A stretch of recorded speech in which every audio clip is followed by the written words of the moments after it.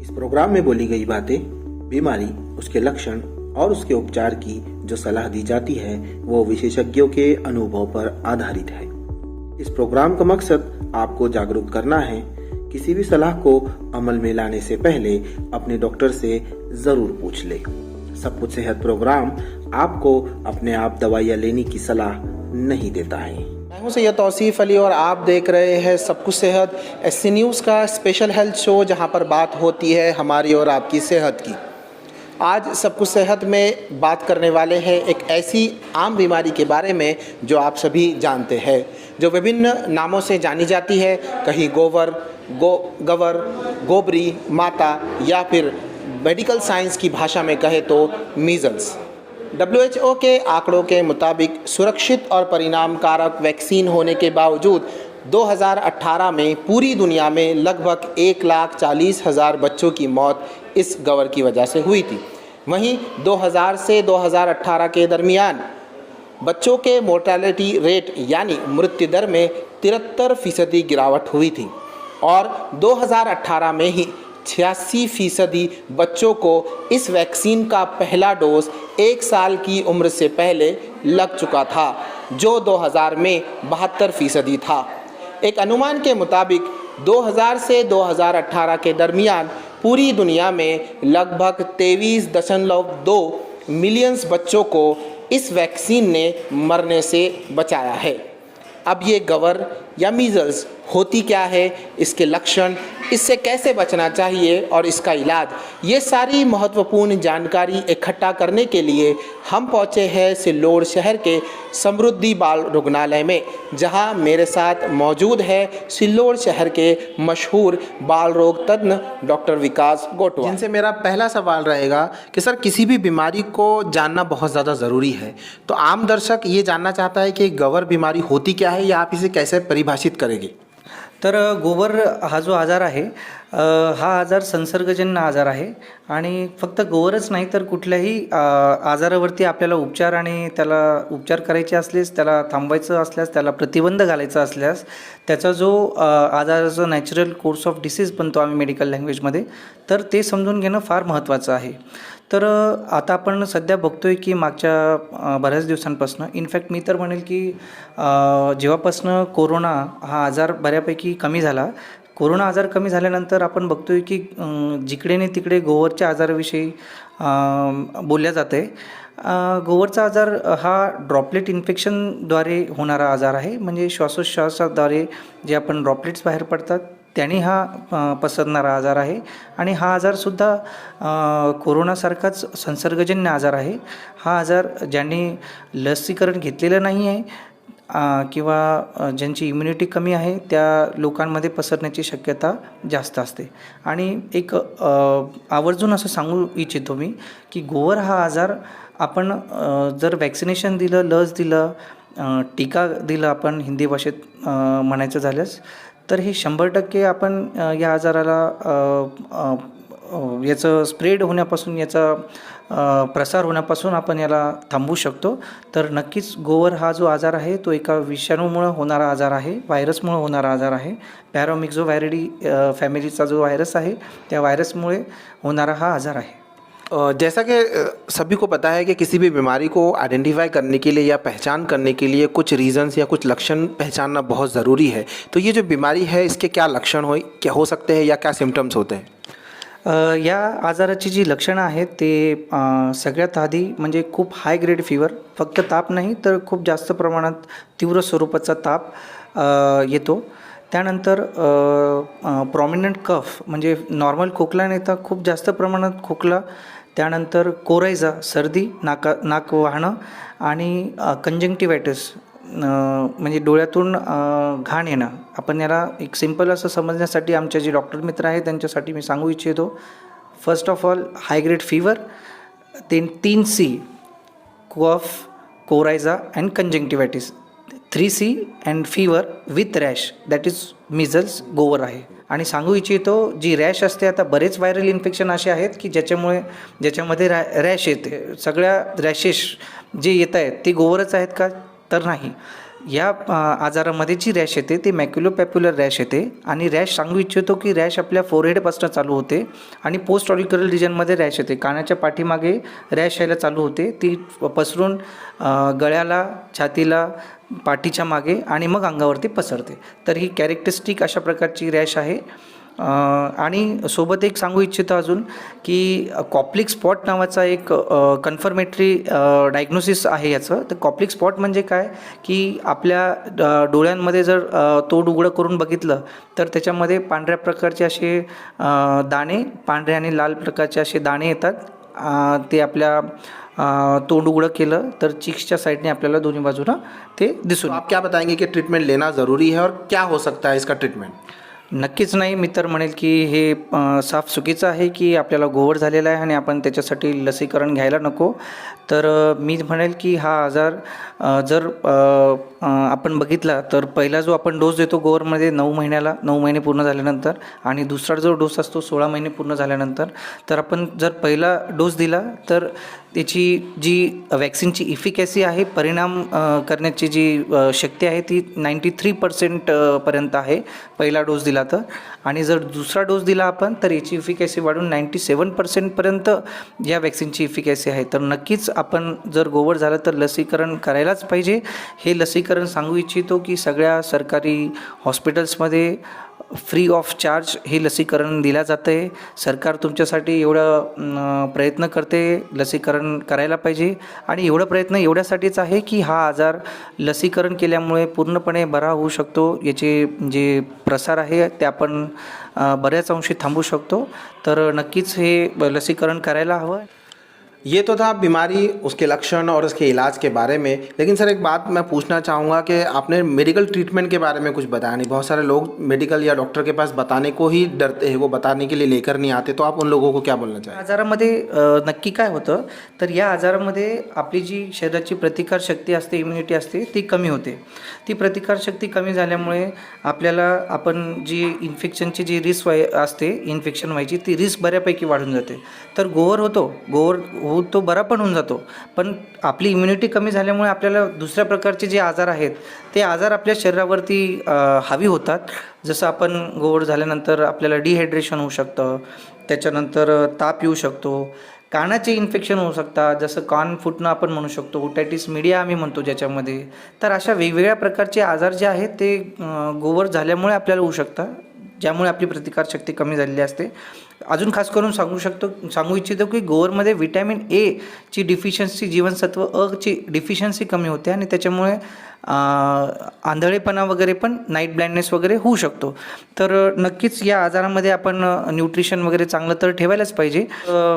Medical treatment काय द्यायला पाहिजे तर मी सांगू इच्छितो की आपण एक इंग्लिशमध्ये म्हणतो की prevention is always better than cure. म्हणजे बचाव हा आपल्याला आधी करायला पाहिजे त्याच्यावरती उपचार करण्यापेक्षा. तर वॅक्सिन प्रिव्हेंटेबल डिसीज आहे. वॅक्सिन दिल्यानंतर हा आजार थांबू शकतो. तर जी सरकारी यंत्रणेमार्फत आपल्याला 9 महिने पूर्ण झाल्यानंतर गोवरचं लसीकरण करायला हवं. ते नक्कीच मॅन्डेटरी करायला पाहिजे सगळ्या बालकांना. याचा जो एज ग्रुप आहे त्या सगळ्यांना 9 महिने पूर्ण झाल्यावर पहिला डोस, 16 महिने पूर्ण झाल्यावरती दुसरा डोस आणि या डोससोबत व्हिटॅमिन एचा डोससुद्धा आपल्या बालकांना दिलाच पाहिजे. दुसरी गोष्ट, फक्त 9 महिने आणि 16 महिन्याच्या बाळांनाच लस दिलं पाहिजे का? किंवा जर समजा कुठल्या पेशंटने लस दिलेलीच नाही आत्तापर्यंत, ज्याचं वय 3, 4, 5 वर्ष आहे, त्या बाळांचं काय करायचं? तर त्या बाळांमध्ये सुद्धा आपण गोवरचं लसीकरण करू शकतो. त्या बाळांनासुद्धा आपण गोवरचे 2 डोस देऊ शकतो. तर नक्कीच आपण लसीकरण करायचं हवे.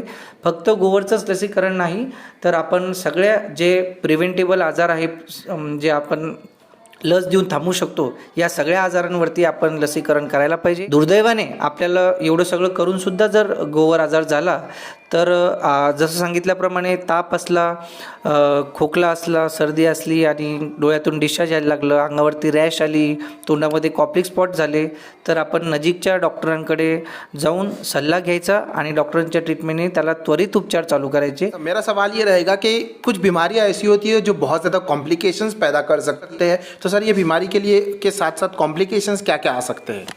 बहुत अच्छा सवाल आपने पूछा मुझे कि इस बीमारी के कॉम्प्लिकेशंस क्या होते हैं। देखिए, मैं आपको बताना चाहूँगा कि गोवर ऐसी बीमारी है कि जिसमें रैश आते हैं। नहीं पूछा कि ट्रीटमेंट पार्ट में एक और बहुत ज़रूरी चीज़ है कि जिस पेशेंट को गोवर हुआ है उसको आइसोलेट करना चाहिए, कि जो घर के मेंबर्स है जिनको गोवर नहीं हुआ है उनसे अलग रखना चाहिए, क्योंकि ये बीमारी ड्रॉपलेट इन्फेक्शन से फैलती है। तो आइसोलेशन पार्ट भी बहुत ज़रूरी है। आइसोलेशन कब करना चाहिए? 4 days before onset of rash, 4 दिन रैश आने के पहले और 4 दिन आने के बाद। ये आइसोलेशन बहुत ज़रूरी है। ये आइसोलेशन का जो पीरियड है इसमें गोवर फैलने की पॉसिबिलिटी जो चांसेस है वो ज़्यादा बढ़ते हैं। एक चीज़। दूसरी चीज़ ऐसा है कि गोवर बीमारी आ गई, रैशेस चले गए, लोग बोलते हैं कि गोवर ठीक हो गया, गोवर अच्छा हो गया। कि जो बीमारी है उसमें एक अर्ली कॉम्प्लिकेशन है और लेट कॉम्प्लिकेशन है। लेट कॉम्प्लिकेशन हमको कभी कभार गोवर हुआ उसके 1 महीने 2 महीने के बाद या कभी कभी साल भर के बाद भी दिख सकते हैं। तो इसमें कॉम्प्लिकेशंस क्या क्या है? इसमें कॉम्प्लिकेशंस है कि अपॉर्चुनिस्टिक इन्फेक्शन की जो पॉसिबिलिटी वो बढ़ जाती है, क्योंकि इसमें इम्यूनिटी प्रतिकार शक्ति जो होती है वो कम होती है। एक चीज़। दूसरी चीज़, इसके वजह से सीज़र डिसऑर्डर हो सकती है। हाई ग्रेड फीवर आता है तो उसको सीज़र मतलब झटके आ सकते हैं पेशेंट को। कान की बीमारियां हो सकती है, कान फूटना वगैरह ये सब चीज़ें हो सकती है। एसी नाम की एक जो बीमारी है जो कि 100% फेटल बीमारी है। ये बीमारी जो है ये लेट कॉम्प्लिकेशंस में दिखाई जा रही है। तो ये लेट कॉम्प्लिकेशंस की वजह से ये बीमारी होती है, जिसके एक 4 पार्ट में इसको डिवाइड किया गया है। मैं जानने के लिए आपको बस इतना ही बोलूँगा कि इसमें कैसा है कि शुरुआत की दौर में जो स्कूल परफॉर्मेंस होता है वो बच्चों का कम होता है। दूसरी स्टेज में थोड़ा चिड़चिड़ापन बढ़ता है। तीसरी स्टेज में उसको झटके वगैरह आ सकते हैं।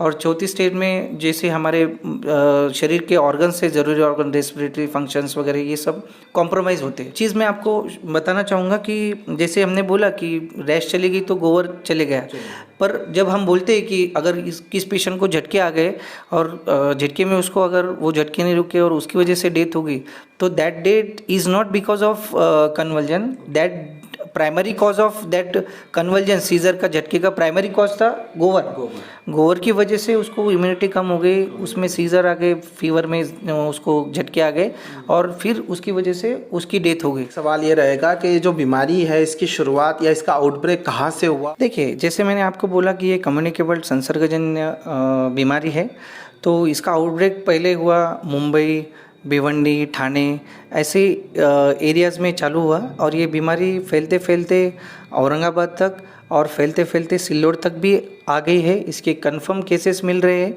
तो ये बीमारी धीरे धीरे हमारे ग्रामीण भाग में भी आ रही है। ये किसी एक जगह पे सीमित नहीं हो रही है। बीमारी के बारे में बोला जा रहा है कि ये बीमारी होने के बाद आप जल्दी से डॉक्टर्स के पास जाइए और डॉक्टर्स के पास जाने के बाद वो जैसे हमारे पास पेशेंट आता है तो हम हमारी जो लोकल सरकारी यंत्रणा होती है उनके हेल्थ सेक्टर के लोगों को इन्फॉर्म कर दें कि हमारे पास एक फीवर विथ रैश का पेशेंट आया। एरिया में आजू बाजू के जितने भी बच्चे हैं 5 साल के नीचे के बच्चे, उन बच्चों को हम अगर किसी बच्चे ने वैक्सीन नहीं दिया रहेगा तो हम उसको वैक्सीन दे सकते हैं।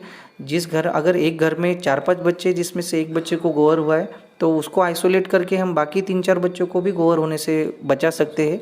तो मेरी ये सब हमारे दर्शकों से, आपके एसी न्यूज़ चैनल के दर्शकों से इनसे यही रिक्वेस्ट है कि अगर आपको हेल्थ सेक्टर्स की तरफ से कोई भी मैसेज या कॉल आ रहा है जानकारी पूछने के लिए कि आपके घर में फीवर और रैश का पेशेंट है क्या, तो इसको आप सही से जानकारी दीजिए। Last but not least doctor, ये जो सवाल मैं पूछने वाला था इसका जवाब आपने ऑलरेडी पहले दे दिया है आपके जवाब में, लेकिन मैं एडिशनल आपसे यही सवाल पूछूंगा कि यहाँ पर गोवर को लेके बहुत सारी मिथ्स हैं। मैं वो सारे मिथ्स आपको बोल दूंगा और आपको बताना है कि ये क्या सही है या गलत है। एक मिथ ये है कि जब जिस घर में गोवर बच्चे को निकलता है तो वहाँ पर नॉनवेज चिकन, मटन और बीफ वगैरह नहीं खाया जाता है, बयाली चीज़ों को नहीं खिलाया जाता है। बच्चा तो खुद नहीं खाता है और घर में कोई दूसरे भी नहीं खाते। दूसरा, घर में जिसको गोवर निकला है उसके अलावा घर के जितने सदस्य हैं वो एक भी नहीं नहाता है।